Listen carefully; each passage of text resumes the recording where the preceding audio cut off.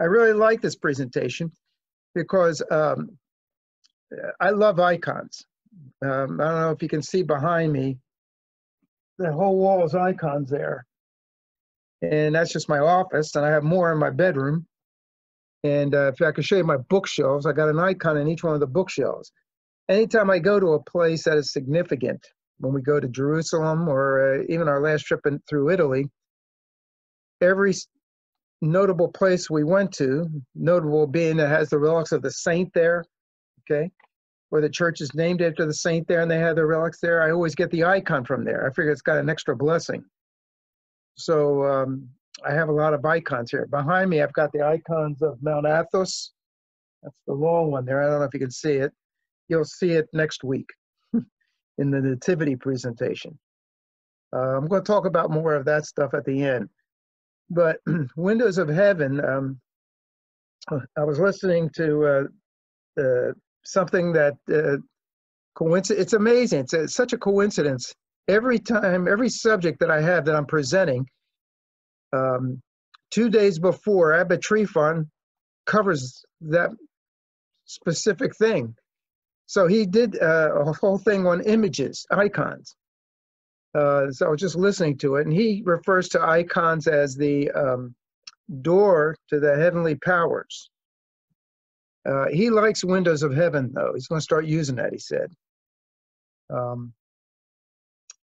I like Windows of Heaven, too, because it gives us a better understanding of it. But I'm going to go through just different icons a lot and talk about each one. Every icon is a full story.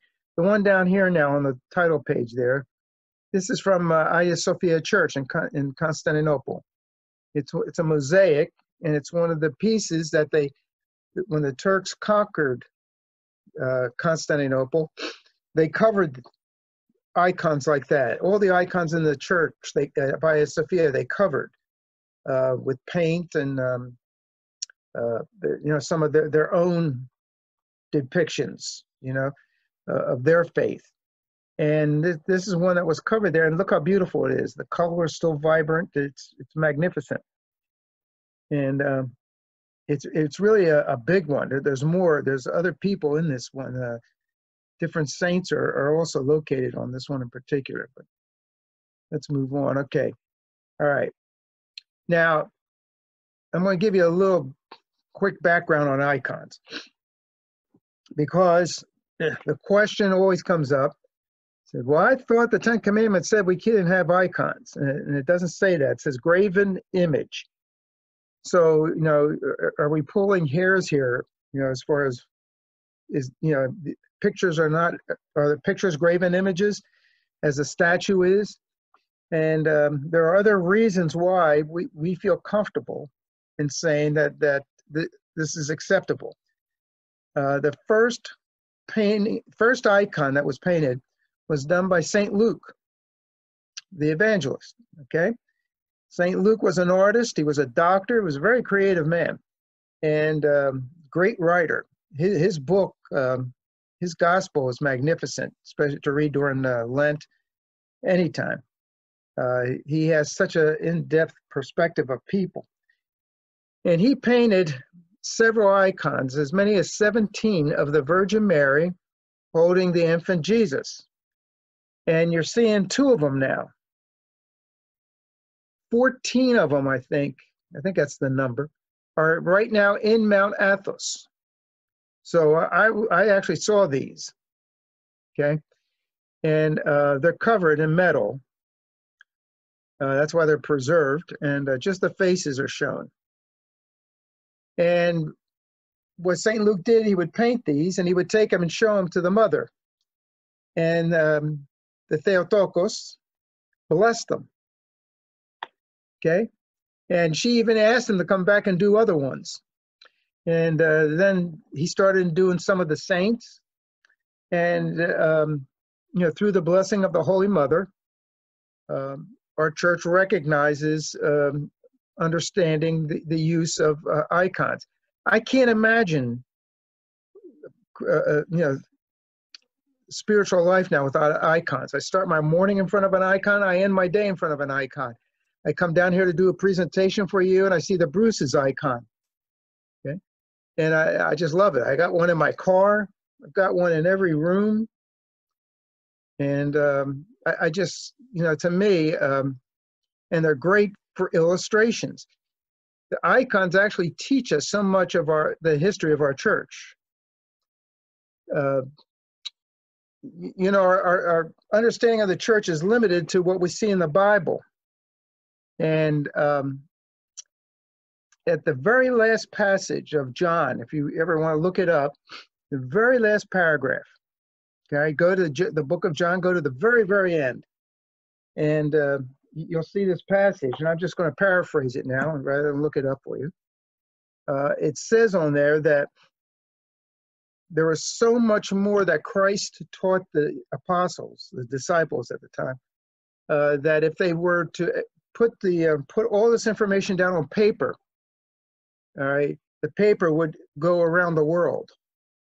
And that's exactly how he explains it in there. So that tells us, I'm not a theologian now, but all theologians, all these people who are, taxed with the responsibility of putting together the understanding of our faith, that the Bible did not cover every detail.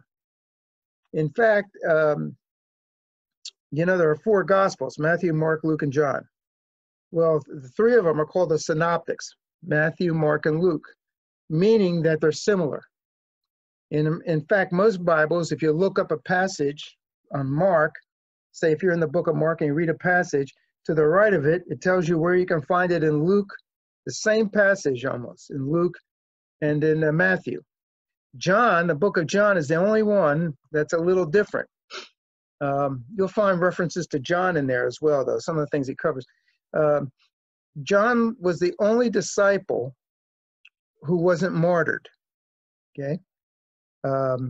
He was the only disciple who was at the crucifixion of Christ.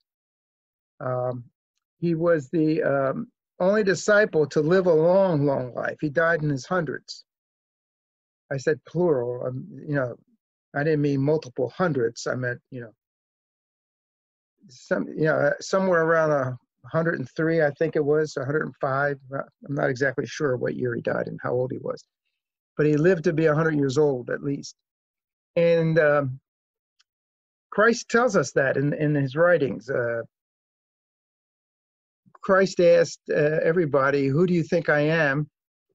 And Peter responded, it was the only one who responded. He said, "I know who you are. You are the Son of the living God." And Christ, then this is right before the Last Supper. Christ goes into a whole thing at that time saying that, I'm so glad basically you understand who I am, because things are going to get tough now. We're going to be challenged. It's going to be very, very difficult for all of you. A lot of you are going to suffer very badly. You're going to be tortured. You're going to be crucified. Some of you are going to be hung upside down, as I started to tell you, I think, last week with Philip and Bartholomew. We went through that. All of them will die a martyr's death. Hey, Marianne. All of them will die a martyr's death except John. Okay? And Peter asked Christ when he's saying that, because Christ is talking to Peter directly, and he says, "You're going to suffer, you have to be prepared for this." And Peter says to Christ, he says, "Well, what about this guy over here?" And he pointed to John. And Christ actually rebuked Peter. He does that a lot to Peter, because Peter, was the leader, and he said the most, right? He was the most outspoken one, and so Christ had to get him in line several times. And this time he said to him, "It's really not your business what we have in store for him, for John. You have to administer to yourself." So, that was an indication to us that John was not going to be martyred. He was going to live longer than the others, and he did. And the reason was he was able to take all the books, all 3 of them, the synoptic versions, the Matthew, Mark, and Luke, study them, and say, "Hey, you left this out," or "We missed this," or, "It really wasn't Monday, it was Tuesday that we did this."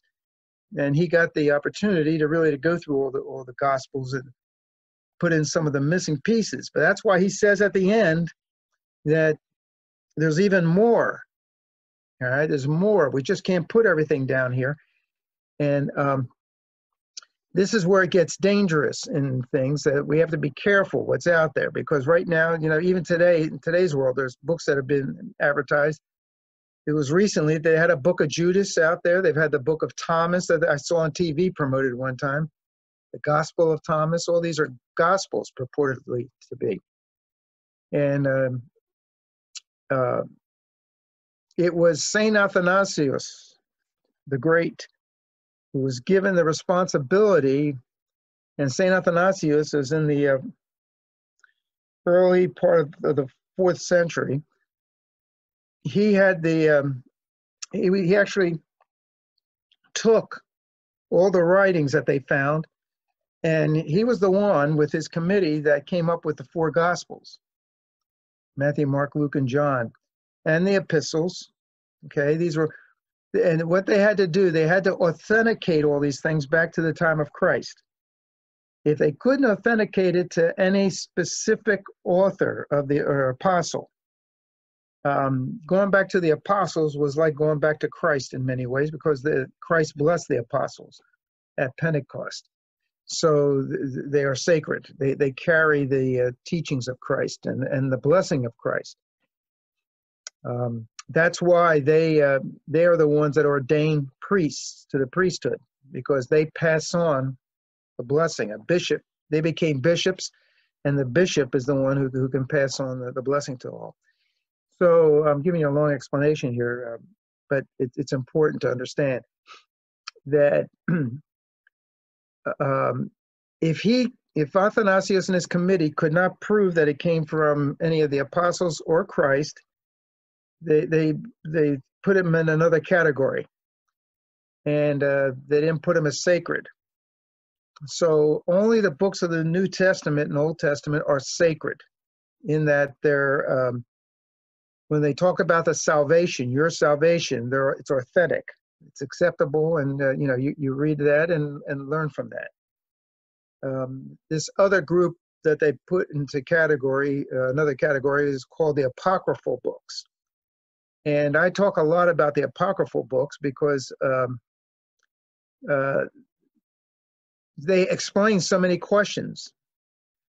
So if you use the apocryphal accounts, if you got to be really careful, and if you use the apocryphal accounts for anything, it can only be for history purposes.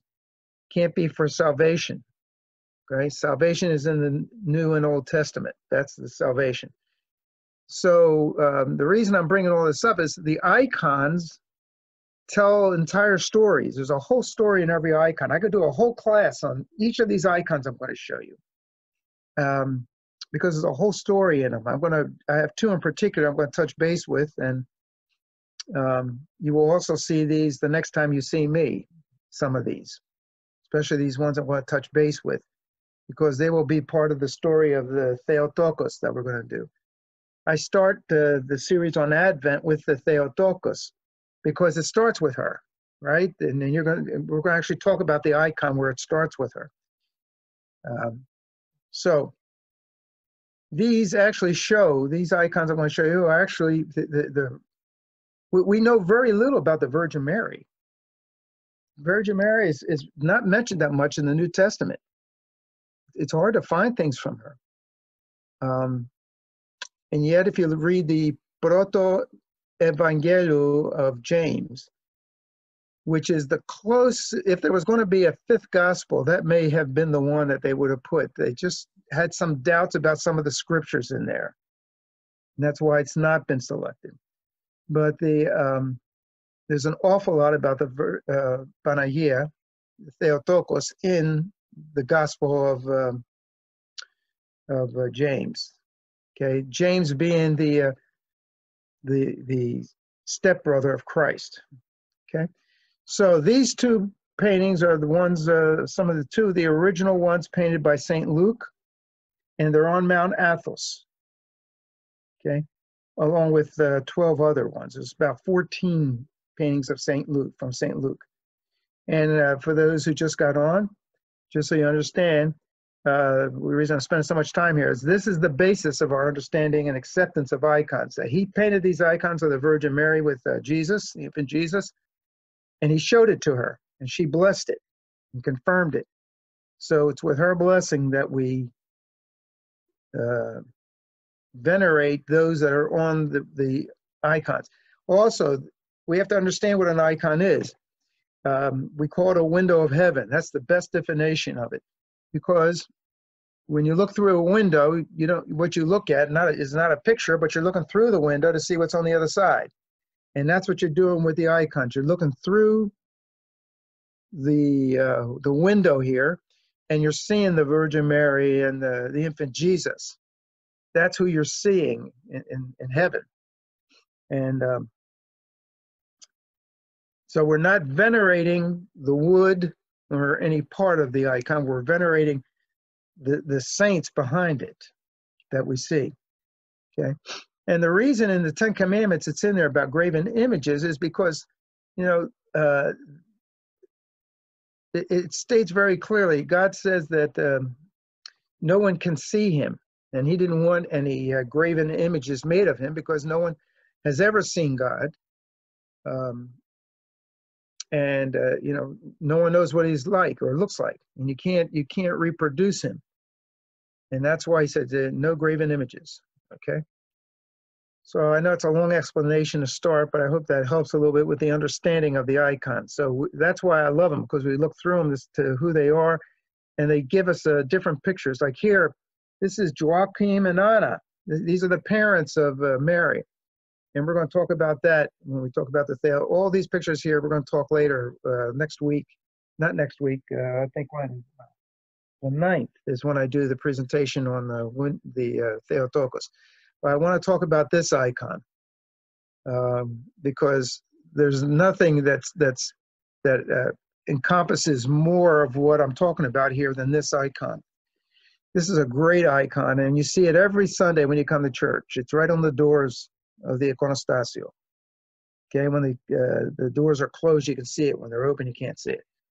But this is the icon that's there, and it's just full of information, full of information.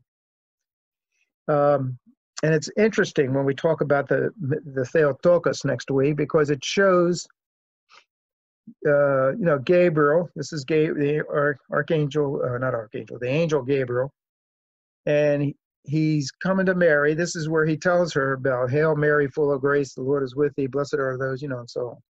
This is where he says that to her. And he's really coming to tell her that she's going to be the Theotokos, the mother of God. Theotokos means mother of God. And he's come to tell her that. And you notice he's in a running position. See, he's in an urgent, it's an urgent message. And he comes, and it's hard to tell in the little detail here, but his hands, all the saints, I think I mentioned this last time we talked, all the saints are spelling the name of Christ with their fingers. Okay? And that's what he's doing here. And he's saying to Mary, you know, you're going to be the mother of the Theotokos. And she says, she gets a little nervous about that. And you can look at it by her posture. She's looking down, away. She's not sure about this. And this is her humility coming through, that she didn't think she was worthy enough. So it's depicted with her head tilted down.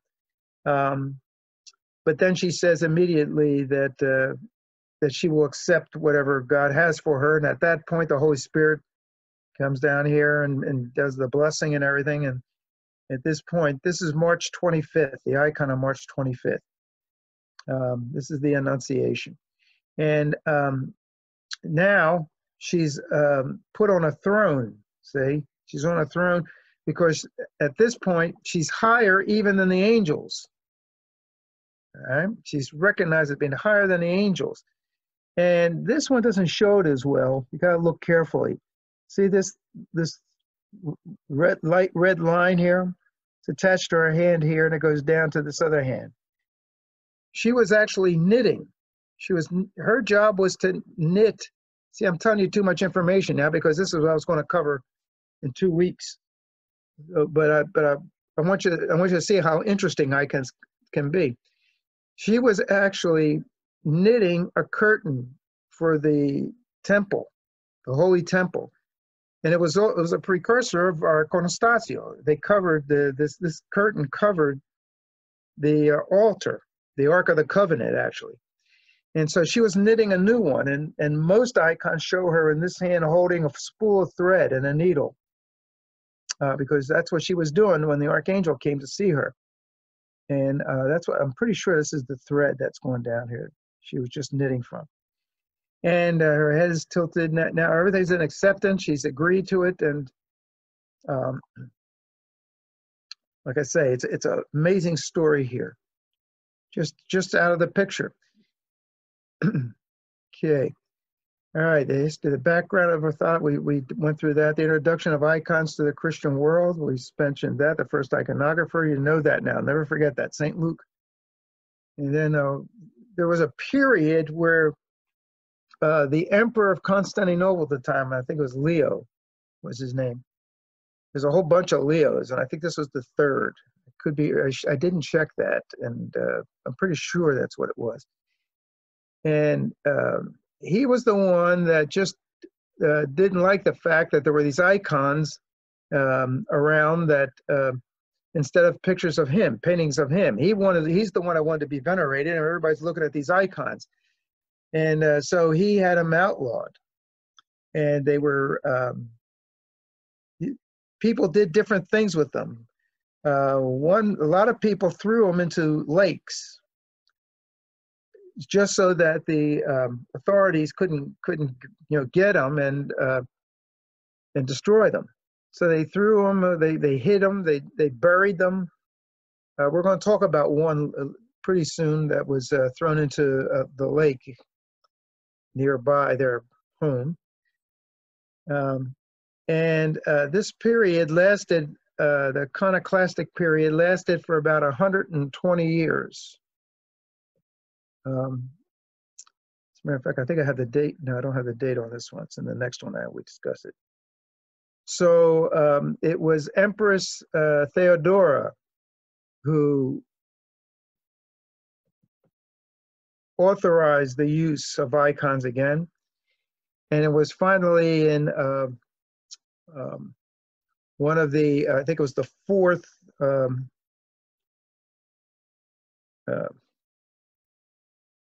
meeting of the synod. I've forgotten, ecumenical councils. The fourth ecumenical council, I'm pretty sure it's the fourth ecumenical council. It's the one that confirmed the use of icons.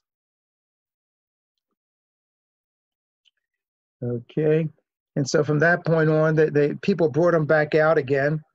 They got them out of the holes, they dug them into the ground. And we're going to talk about one woman who lost her icon in the water there by her house. We just have to, when we look at something like this, so do icons produce miracles? I mean, sometimes we venerate too much on the icon and not the person that it represents. And that's where we need to be careful with our icons. I have several here that were either blessed at the on Mount Athos over the belt of the Virgin Mary, and I have one that was blessed by the tears of the Virgin Mary here from Holy Trinity. Some of you may have been there when they brought this icon down from Pennsylvania, and that had teared. And they had a service, invited everybody, and Helen and I went, and they had the icon there, and it was amazing. At one point, they just picked up the icon and angled it a little bit, and put a pot underneath it, and it just drained, like a faucet of water just came down from it. That was right in front of us. I mean, we got to see that, and I have several icons in our house that they blessed with the tears. So, those come into our possession from time to time through special graces of a priest or something, special events. We still have to remember that we're venerating the person on the icon. Okay, and all right, let's go on to talk about some of these icons. These are the ones we're going to skip over real quickly because that's what I'm going to talk about next time. So this gives you a little preview of what we're going to talk about next time. All right, and yeah, 843 Theodora. Okay, ended the the iconoclastic period. The iconoclasts were those who wanted to get rid of the icons. The ones who wanted to keep them were called the iconodules. Icon, D-U-L-E-S, iconodules. And Theodora was the empress at the time. And the emperor, Theophilus, died. And it was from that point she decreed that icons are, the veneration of icons is permissible. So, okay, we talked about the history. We're going to talk about some of the miracles now, and we'll go over two in particular, the icon of the Portaitisa and the icon of the Oxyonistine, which I saw both of these. And I have pictures that we'll show you here. Let's go on. It's another icon by St. Luke. Okay. Here's something I want to go over with you. What's the difference between Western art iconography and Byzantine iconography? There is a big difference. Okay. Let me call your attention to the icon on the left here. You can unmute if you want to answer this, or just give me an idea. How many adults do you see in this picture? It's the one on the left, this one. Mary Ann, you're the only one I can see.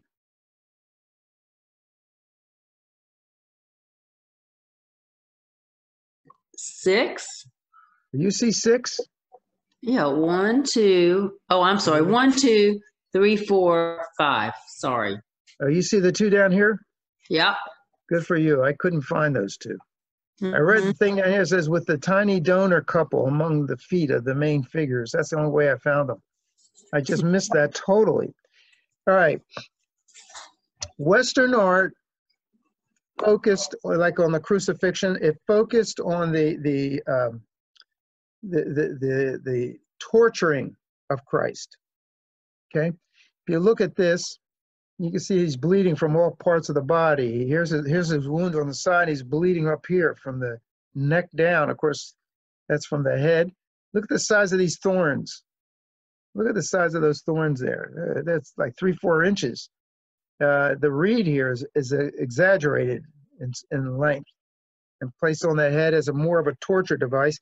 And if you notice down at the bottom, there's not that little wooden plank that's here. That wooden plank in crucifixion is what keeps people alive. It's meant to elevate the body so that the arms aren't hanging down like this. This is where the blood flows down, and they become numb. And while the blood drains, the muscles in here all get strong and tighten up, and you die of suffocation. That's how you die in crucifixion. So this is showing the suffering. Christ's head is down, looking down, and look down here at the bottom. There's the sign of the David put at the bottom here.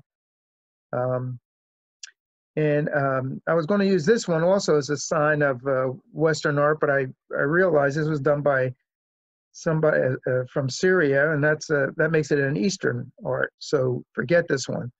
But they're torturing Christ from both sides with spears here. You can see it. So the focus is on the torturing of Christ. If we look at, let's go to an Orthodox Byzantine art. By the way, the person here, the people here are not, all they're doing, this woman is, just turning her head from what Christ is suffering. And there's no platform there, as I mentioned, all the blood and everything. So look over here now, and you see the difference. In the Eastern art, there's not that much blood shown. Okay, they just show the wound. And, usually there's some little blood here on the arms, or the hands, actually. And the platform is here. Okay. So then the arms are stretched out parallel. They're not hanging like this. These arms are holding the weight of the body. These are not, because of the platform. What will happen is that the person who's being crucified will keep pushing their feet up here to relieve the pressure on their arms, and eventually we read in the passage during Holy Week that a soldier comes with clubs, and they break his legs, the shins or something, so that he can't stand up on the platform. And that's when the arms will look like this, then they'll start hanging down, and that's when they suffocate and die. The idea here was to keep somebody out in the public for a long time so everybody could see the suffering person. And, and this is the punishment you get for trying to do whatever. So that's why the intent was to keep the person out there alive as long as possible. And they had other tricks too. They would put honey, they'd throw honey on the body so that insects, would come, and birds would come. Salt, they pour salt on the body. Birds like salt, they come down and peck at it. And that's all part of the torture.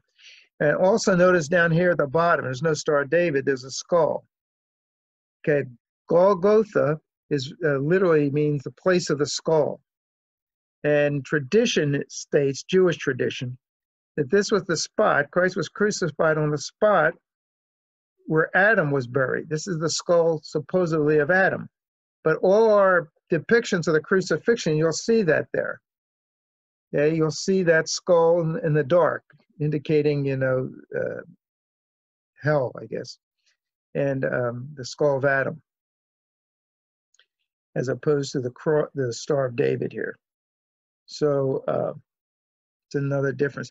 And then the other thing is, look at the compassion here. Look at what the picture, the icon is showing. You got Mary here, and this is John. Remember I mentioned John was the only one of his disciples that went to the crucifixion. The others were hiding, except Peter. Peter was denying Christ at this point. And Christ is looking down at his mother. I'm going to throw another icon over here on this side now. Let me bring this one up. That's not an icon. Where's it? Whoop, I don't want to. Oh, that's why. I got to go to this side. Okay. There's another icon by Goya. It's a Western icon. And you see the face it's talking. It's like it's talking to God. He's up here talking to God.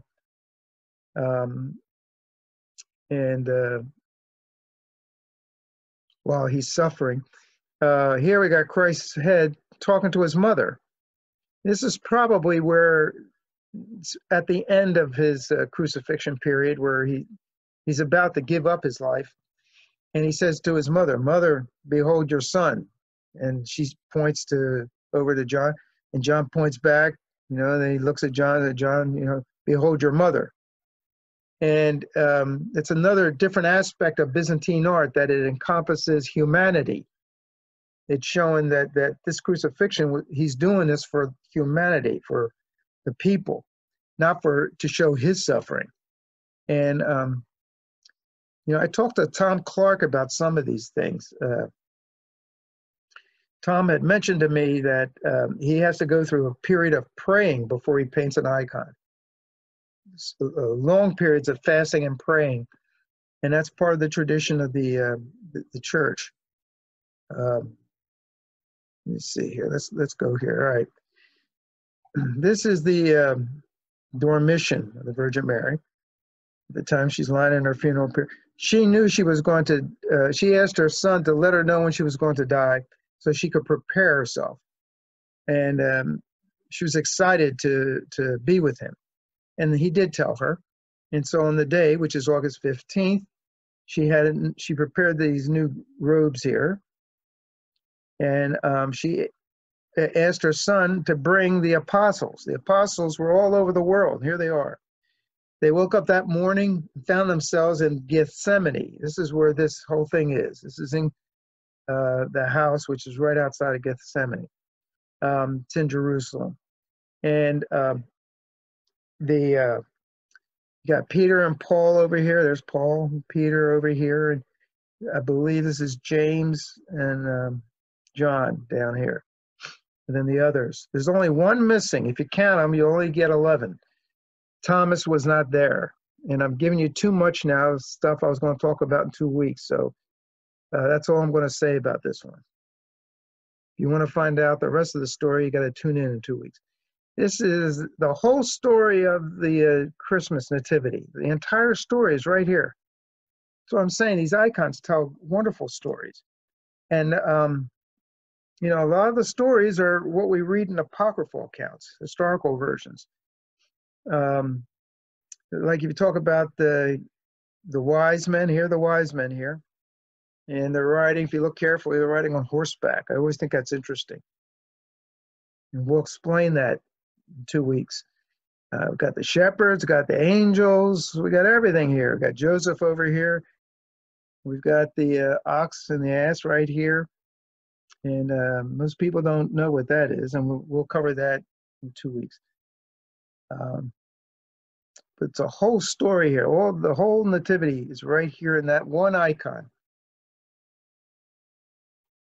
One of the more famous icons that we have actually in the hallway of our stairwell of the hall, the Hospitality of Abraham, it's called. This is the official icon of the Holy Trinity. It's the it's not the first awareness of the Holy Trinity on earth, because we cover the Holy Trinity. It makes its first appearance at the creation when they're about to. When God says, "Let us make man in our image," He creates man in the image and likeness of Himself. And when He says, "Let us make man in our," us and our implies the Holy Trinity, Father, Son, Holy Spirit, and we have that. Oh, I'm sorry. We have that here. Here's the Father, Son, and Holy Spirit. And the reason the Son is in the middle, because He's sort of the earth is his area, you know. And when we look at the dome of the church, I talked about this I think last time. When we look at the dome of the church, we see Christ looking down at us. All right, and that's why, because Christ is the one who gets the credit for the development of the world, but mankind was made by the Holy Trinity, all three. Abraham, the Bible, the Old Testament tells us, was out around his house, and he sees 3 angels coming down. They're easy to identify. They had wings. And he recognized them right away as the Holy Trinity. So he invited them to his house. That's why it's called the Hospitality of Abraham. He fed them. This is his wife, Sarah. She's feeding them on this side. And they're all spelling the name of Christ with their fingers. Even Christ. They're all spelling the name of Christ. And it's just a different version. And this is the one that's closer to the one I think that we have in our stairwell. When we go down when we come up from the office, right there is a big one of this icon. And this is the official icon of the Holy Trinity. It's called the Hospitality of Abraham. All right. We're going to talk about this monastery in a minute, A.R.E. This is the monastery of A.R.E. on Mount Athos. All the monasteries, there are 56 monasteries. Most of them are right along the banks of the water here, the sea. And we're going to talk about an icon that was placed down here at the entrance. And here it is. I'm sorry it's blurry. It's hard to take a picture of this old picture. Look how old this picture is. 10:04, April 16th, Tuesday, 10:04. They even have the day that this happened. I told you that a lot of the icons were thrown during the iconoclastic period into local lakes, and that's what happened here. This woman threw one out there, and her son went on to be a monk at this A.R.E., this place, which is right next to this lake. And the monks saw this ray of light for several days coming down into the water. And so they rowed out. You can't tell, these are boats out here with monks in them. They're the 2 I can see. They rowed out to try to get this icon. They saw it was an icon floating in the water, upright, just like you see it here. And they rowed out to get it. And they couldn't touch it. They couldn't get near it for some reason. They were prevented from getting to the icon. And in a dream, the Theotokos spoke with the abbot of the A.R.E. and explained to him that he had a monk named Gabriel and she wanted Gabriel to come out and get the icon. So there's another thing to remember when we talk in a couple of weeks about the Mother of God, about the presence of Gabriel. Gabriel is going to follow her throughout her life, her early life, and right through to the period of Jesus and everything. We'll cover that in 2 weeks. So this old monk Gabriel, on his knees, reverently, came out on the sea there, and with the help of the Lord, he was able to float up to this icon, was able to grab it and take it back off. And this is the icon, the Portaitisa. You can read it up top here, and I'm going to explain. That means doorway, actually. Porta is a door. And they took it, the monastery, the monks there, and they placed it right at the entrance here of this Environ. This is Environ. These monasteries on Mount Athos, it's like apartment buildings. Are huge. They're huge places, and they go on and on and on, and they got so many buildings here. And the others, Vatopedi, the one that our bishop is from, which is where he takes us all the time when we go, is bigger than this one even. And they own all the ground around it. And they grow all their food. They don't bring food in. They grow everything. They raise chickens and eat their eggs. And they don't eat meat. They eat fish, but not meat. They're all vegetarians, except for fish. So the icon was placed right here in the entryway. And what happened was that pirates would learn that these places, these monasteries, were rich. And they are. They have many treasures there. A lot of the relics of the church, they're all there. And a lot of gold at the time, gold cups and everything. So they would like to come and try to attack them sometimes. And as they came here, the icon was here.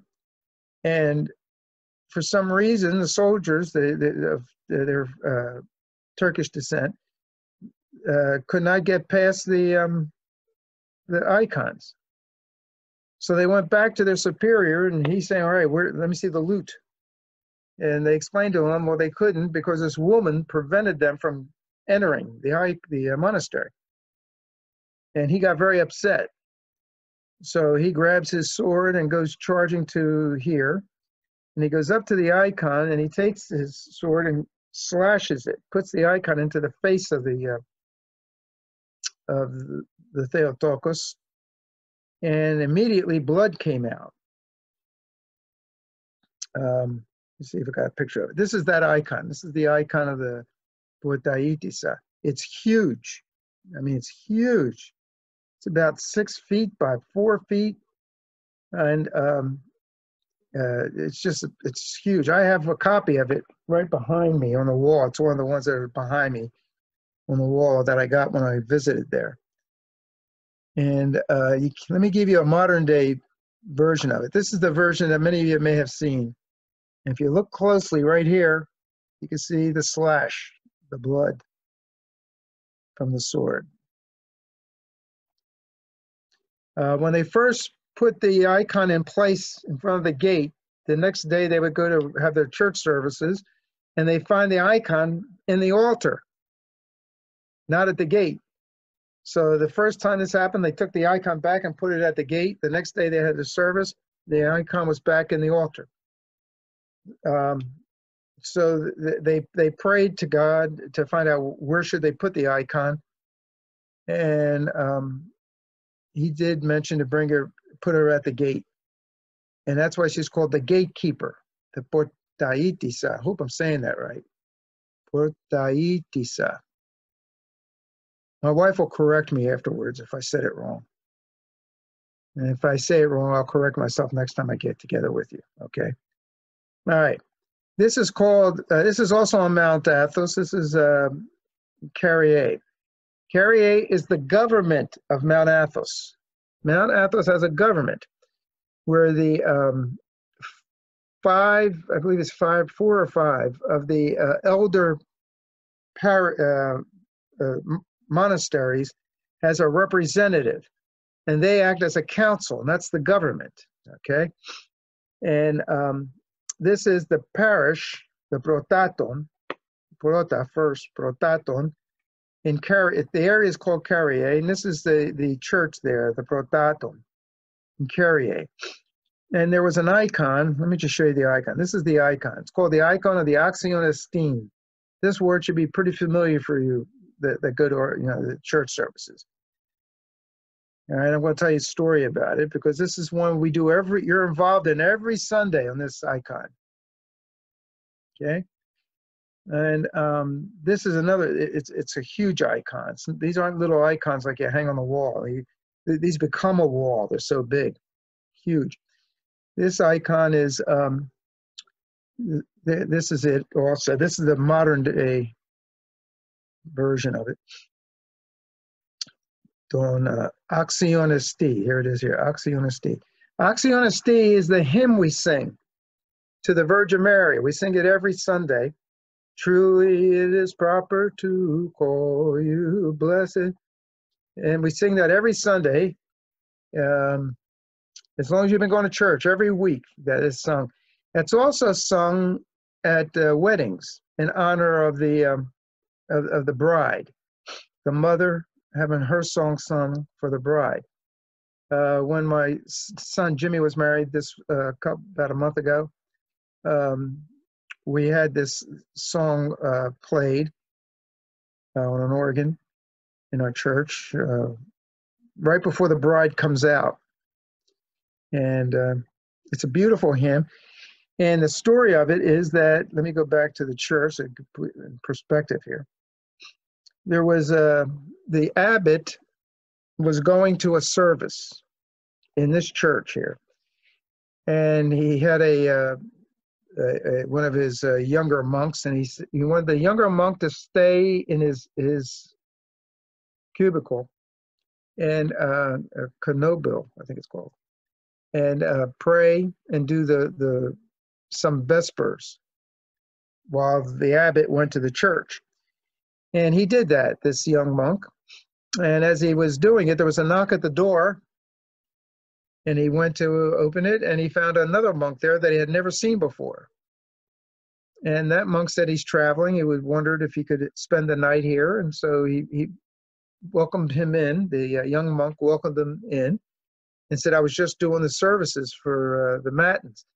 And he said, can I sing with you? And he did, and he chanted. And then the next morning they did the liturgy there. And they got to this part in the service where the young monk recited the words of the Acción, and the monks asked if he could sing it. And he chanted the one that we do now.